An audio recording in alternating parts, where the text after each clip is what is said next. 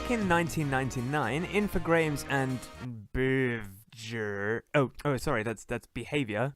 Thanks for clearing that up. Anyway, Infogrames and Behavior unveiled the first ever Looney Tunes inspired game for the PlayStation console, Bugs Bunny Lost in Time. Yeah, we don't count this abomination. What's it about? Well, hold on to your hats, folks. Don't do that to them, because the plot is pretty complex. Bugs Bunny gets lost in time.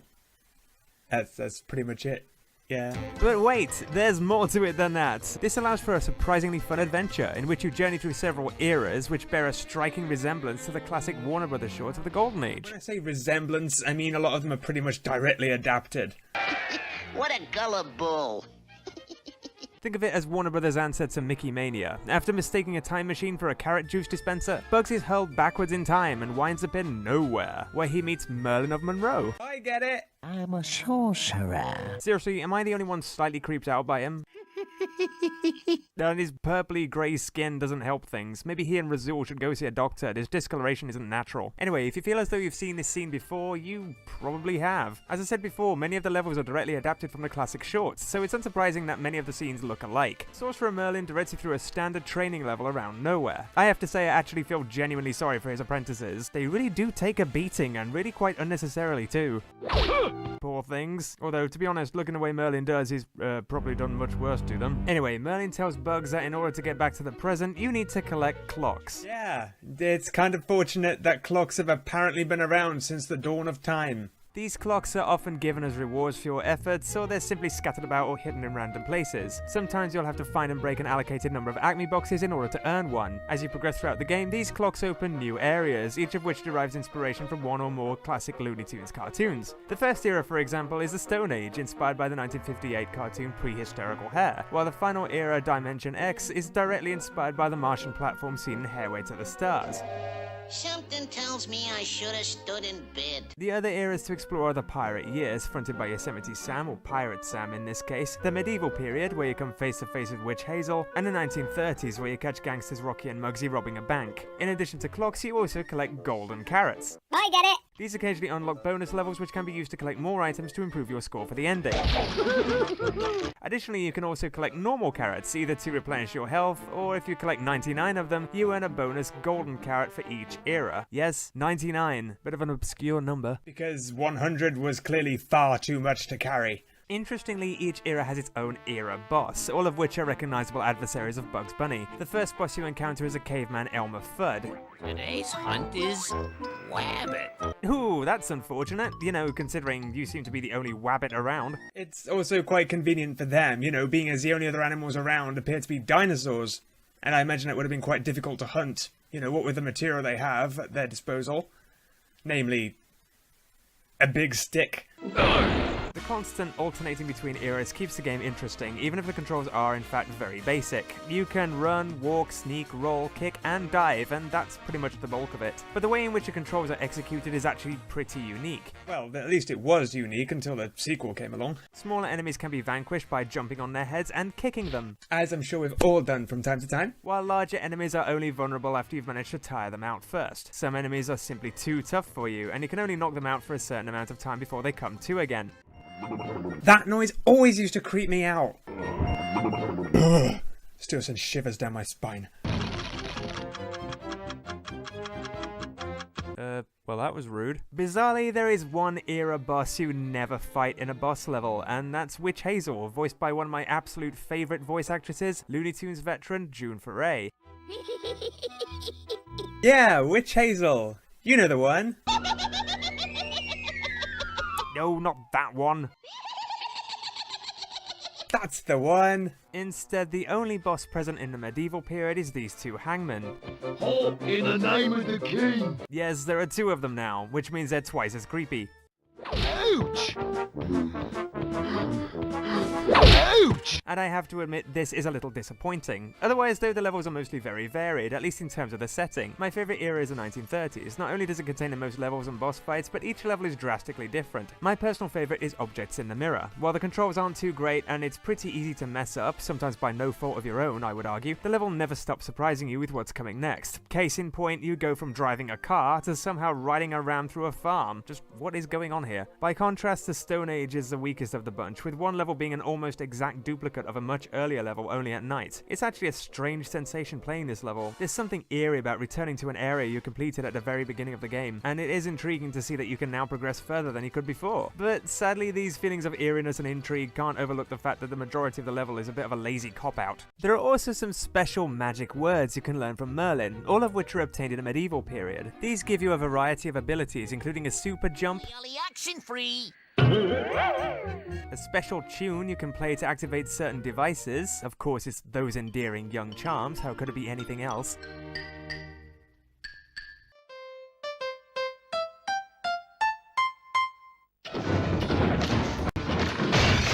And the ability to, make ceiling fans appear in mid-air. Righty-ho. Now, that's what I call windswept hair. The inclusion of these spells means that there are certain areas of the game that cannot be accessed until after these spells have been learned. The game's graphics aren't too shabby, but they're a bit blocky at times. Most of the animations are smooth and malleable, much like a bounty squash and stretch cartoon character, but they're hindered by a lack of detail which make the graphics on the whole appear very dated. Mugsy, what happened to your face, old chap? Compare this with the sequel, for example, where the graphics seem fuller and more textured. I have to admit that the lack of detail in some areas actually helps to convey more of a cartoony vibe, although you can't say that from a distance Mugsy scratching his neck doesn't look like he's picking his nose. No, really, look! He's picking his nose! The game's sound effects, however, are a completely different story. The majority of them are quite raspy and harsh, to the point where getting hit actually makes you jump. Ah! Ah! Are you trying to give me a heart attack? I will concede that, regardless of their oftentimes distorted quality, they do help to convey the sense that you're in a slapstick cartoon. This is very annoying. And for the most part, any problems with the sound effects were rectified by the sequel, Bugs Bunny and Taz Time Busters, released the following year. Just to compare, here's Bugs utilizing his helicopter ears in the first game, and here's the same action in the second game. See, it's much easier on the ears. Well, for us anyway. I'm not sure about Bugs' ears. The bosses in the game range in difficulty, but none are particularly dull. It helps to know the shorts so that you can think like a cartoon character. If you wish to play as a Looney Tune, you must first become the Looney Tune. For example, when defeating Marvin the Martian, you need to throw his instant Martians back at him before they spawn in order to, well, sink his ship. You wouldn't really know much about this unless you'd seen Hare-Way to the Stars first.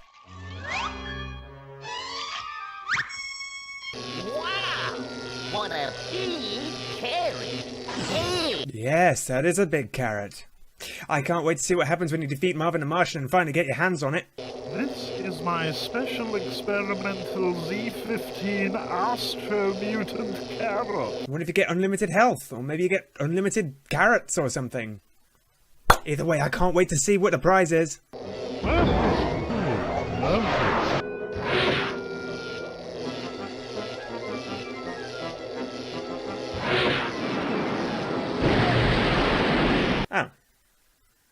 Oh, to hell with that then. Yeah, occasionally narratives just don't seem to go anywhere. Some are more lazily constructed than others, but hey, it's of no real detriment to the game, even story-wise. The levels are fairly well designed, and the game on a whole maintains a relatively fast pace. It's just a shame it isn't any longer. Another thing worth noting is that the makers of this game clearly did their research and integrated a wealth of references to the classic shorts. That makes me very angry. For example, in the Pirate Years era, the standard pirate enemy is a clear reference to Black Jacques Shellac. Shellac is roughest, toughest, muckluckest Canuck in the Klondike.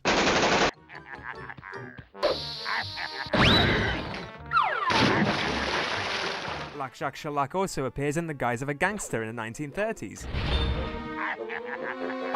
Still laughing like a pirate for some reason. Most of the levels are inspired by the classic shorts, with many of the loading screens actually using the title cards from some of the cartoons. I won't go into too much detail as I've already discussed this on my blog a few years ago. I'll put the link in the description below. Take a look, it's really quite interesting. Well, if you find that kind of thing interesting. I do. Anyway, since the game is based on the classic Warner Brothers shorts of the Golden Age, it's no surprise that the game is very episodic. But it flows nicely, and each area, or is that era, is very distinctive in tone and setting, which makes the narrative of each era both interesting and easy to follow. Not that the plot of any era is particularly complicated.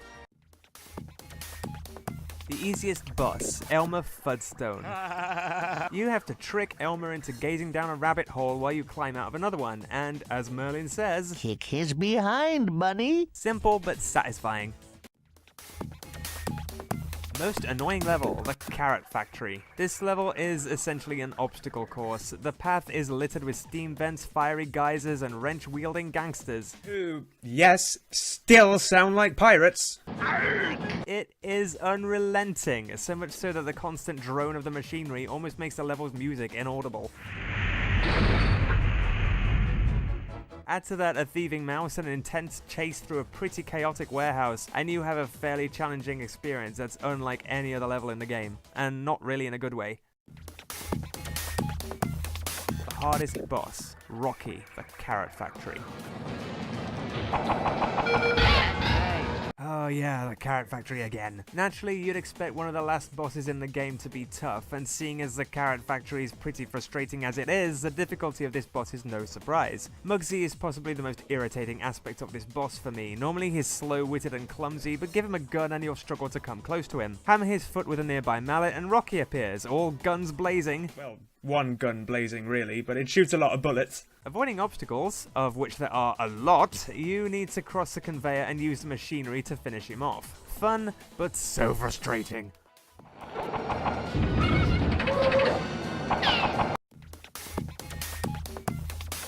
Most challenging puzzle, Beat the Master. This takes place during the Space Speedway level, otherwise known as Train Your Brain. The level sees you confronted with a number of brain teaser puzzles, the hardest of which is a color combination puzzle in which you face off against a giant eyeball, eerily watching your every move.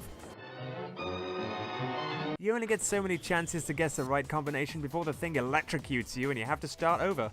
Bit harsh. Once you get back to the present, the game once again references Nightmare Hare, and while Bugs is convinced it was all a dream, Merlin cameos as, Zap Brannigan's horse. Alright, Merlin, giddy up. Get along now. There, boy. It's also a nice touch that if you manage to find all the clocks and golden carrots, the credits scene changes, revealing that Bugs finally took the right turn at Albuquerque and found Pismo Beach after all. Oh, and who could not appreciate credits like this? Come on, that's brilliant.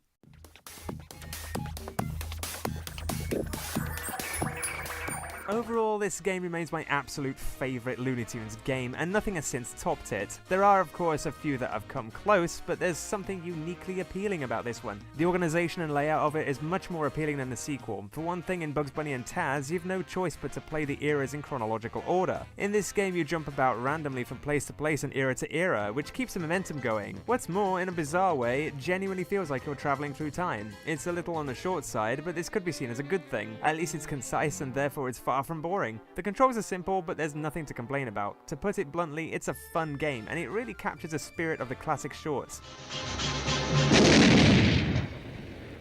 And a majority of the voiceovers, courtesy of the likes of Billy West and Joe Alaskey, are so close to Mel Blanc's original vocals, some of which were actually used for scenes of Sam.